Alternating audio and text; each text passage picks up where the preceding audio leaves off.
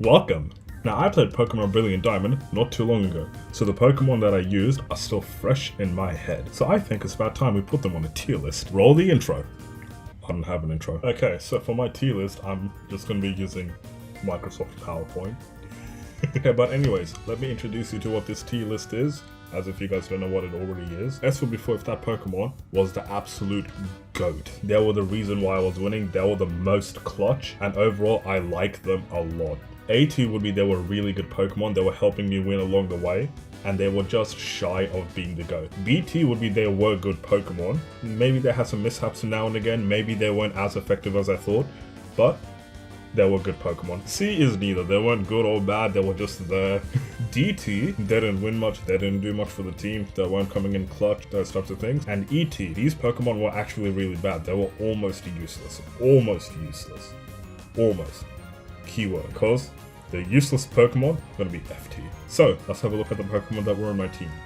So, this is my team. I'll go through the name of these Pokemon as we go through the video, because I'm not going to name them all now. But there is just one Pokemon that I didn't use at all, and you'll see where I put them. Let's get started. The first Pokemon we'll be talking about is Torterra. Now, this is a good place to tell you that I'm not going to be going through every single Pokemon I had. I'm just going to be going through whichever Pokemon I had last in the evolutionary line. So, Torterra. Torterra was my starter Pokemon. And if I'm being absolutely honest, Torterra probably did the most amount of work out of any Pokemon I had on this team. And you know what? I think that's what a starter is for. They did the most amount of work. They're the firstborn child, so they have the most amount of pressure on them as well. And they're over there protecting all the other little siblings. That's kind of how I saw Torterra. So, where would I put Torterra on the list? Torterra for me would go on A tier.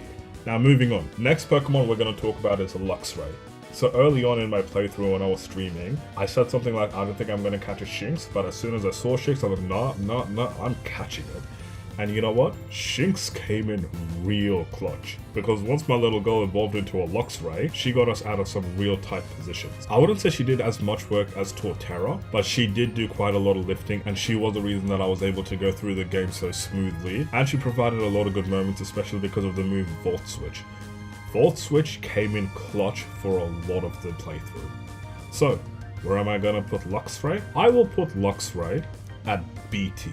I'm putting Lux Ray at BT because I don't think Lux Ray for my playthrough was a great Pokemon, because a few of the other Pokemon were doing a lot of the work that Lux Ray should be doing anyway, but Lux Ray still held its own for the toughest opponents. Now, next Pokemon, B-Barrel.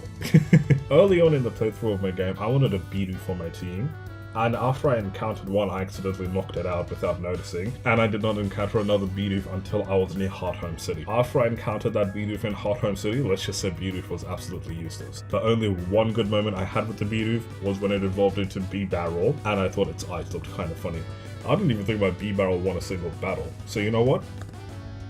FT. Sorry B-Barrel, if we needed HM slaves in this game, maybe you would have been higher, but for now, nah. Okay.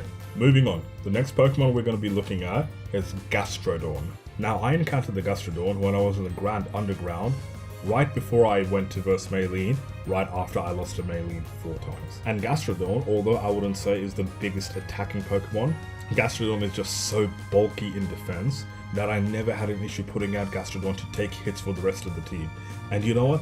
Gastrodon is a soldier for that. Gastrodon took all of the big hits for all of the team, so we can win the battles. But simply because Gastrodon wasn't attacking too much, I'm going to be putting Gastrodon at B tier.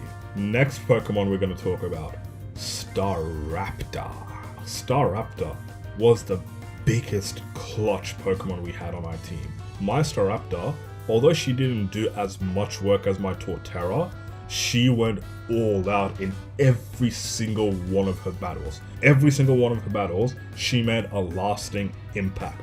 I keep questioning, if my Staraptor didn't get out that one quick attack on Cynthia's Garchomp right before I sent out a Weavile to Avalanche it, would we have won? And the more I think about that, the more I think we would not have won if that quick attack didn't go through. She absolutely swept through Elite Four Arid. She almost swept through Gardenia as well. And every single time I needed her, she was there and she delivered. So you know what? Staraptor is S tier. Now, the next Pokemon I'm going to be talking about that was on my team is Floatzel. I wouldn't say Floatzel did all that much Floatzel was just there. I thought Floatzel was going to be a bigger role on my team, being a water-type Pokemon, especially in the Elite Four because we had to verse Bertha and Flint. But after Gastrodon came along, Floatzel just became irrelevant on my team. So unfortunately, I have to put Floatzel on D tier. Moving on, next Pokemon we're going to talk about is Rapidash. Rapidash is the only Fire-type Pokemon that you can encounter in the overworld. If you go to the underground, you can encounter more Fire-type Pokemon, but in the overworld, it's Ponyta and Rapidash. And you know what? My Ponyta and Rapidash didn't really do that much, because my Ponyta got absolutely demolished by Maylene 4 times. To be real, a lot of my Pokemon did. And I thought I was really going to be using my Ponyta and Rapidash a lot more for the Steel-type gym and for the Ice-type gym. But in both of them, they failed me so hard. Especially because in the Ice-type gym, my Rapidash fainted in the Ice-type gym. Like, bro. So look, I'm sorry, Rapidash is going to have to go on E tier.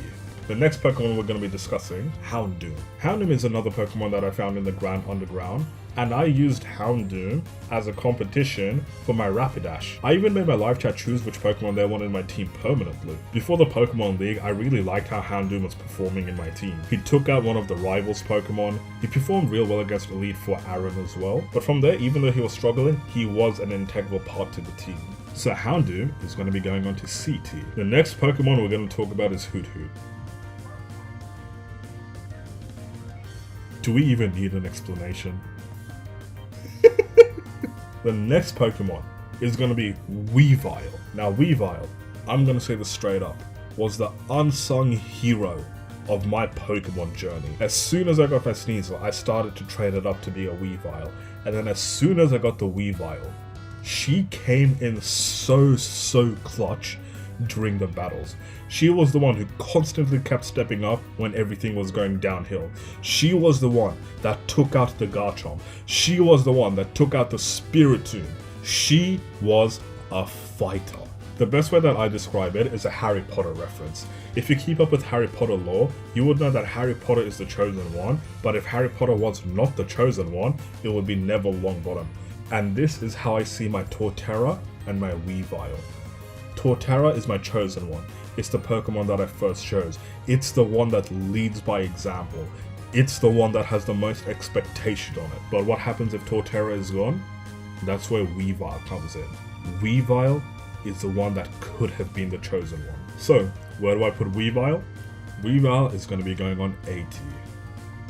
And last, but certainly not least, Steelix. In all honesty, I didn't use Steelix much during this playthrough. I probably used Steelix for like literally 5 minutes. But the reason that I was using my Steelix is because I did not want my Sneasel to level up too early and make it a really long haul to get it to level up again so it can become a Weavile. And you know what? For that purpose, Steelix actually did pretty well.